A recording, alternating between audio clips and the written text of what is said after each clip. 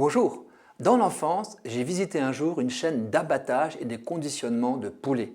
Et j'ai été stupéfait de voir que les mêmes volatiles étaient emballés sous deux marques distinctes, l'une basique et l'autre pas. Le poulet le plus cher n'avait qu'un avantage, un ruban rouge noué entre la tête et le croupion. Je viens de découvrir un coup marketing génial qui enfonce ce clou. En 2018, 80 influenceurs furent invités à Los Angeles au lancement d'une marque de chaussures italienne dénommée Bruno Palezzi. Dans la boutique d'un quartier chic, les chaussures étaient présentées par des mannequins et exposées comme des œuvres d'art. Leur prix était libre. Grisés, nombre d'influenceurs en achetèrent en versant jusqu'à 600 $ la paire. Or, c'était une fausse marque.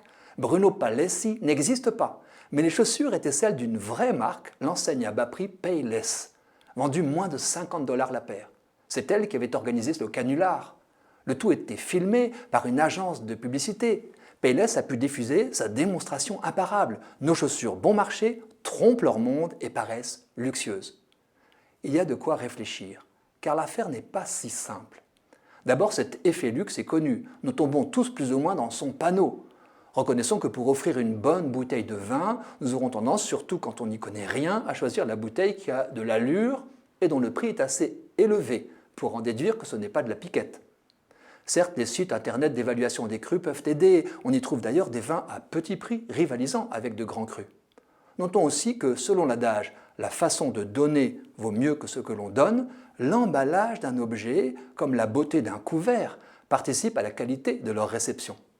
Certes, nous n'aimons pas payer l'emballage, mais la présentation d'un vêtement en vrac a quelque chose de rebutant. Au moins que le vrac table à son tour sur une forme de snobisme. L'expérience d'achat est donc à prendre en compte, et pas seulement le produit. J'ose transposer à la liturgie. Elle se doit d'honorer le cadeau. Quand elle est bâclée, on peut être choqué. J'ajoute qu'une marque de luxe ne mise pas seulement sur l'apparence. Elle vend sa solidité, sa durabilité. Les contrefaçons ne résistent pas à l'usure. D'ailleurs, la mode à petit prix est une catastrophe écologique. Ces produits sont peu durables. Peu portés, ils s'usent très vite. Et en plus, ils sont de moins en moins recyclables à cause de la médiocre qualité des tissus synthétiques avec lesquels ils sont faits. L'événement du faux lancement d'une fausse marque de chaussures pose d'autres questions. Et j'ai lu l'avis de critiques de mode plus expérimentés que de simples influenceurs. Ils pensent qu'ils ne se seraient pas laissés berner par des objets produits en série. Un commentateur suspecte même un mensonge dans le mensonge à propos de ceux qu'on voit s'extasier devant des chaussures qu'ils croient à 600 $ avant d'être confondus en découvrant leur prix réel. Étaient-ils de vrais influenceurs ou des acteurs payés pour la publicité?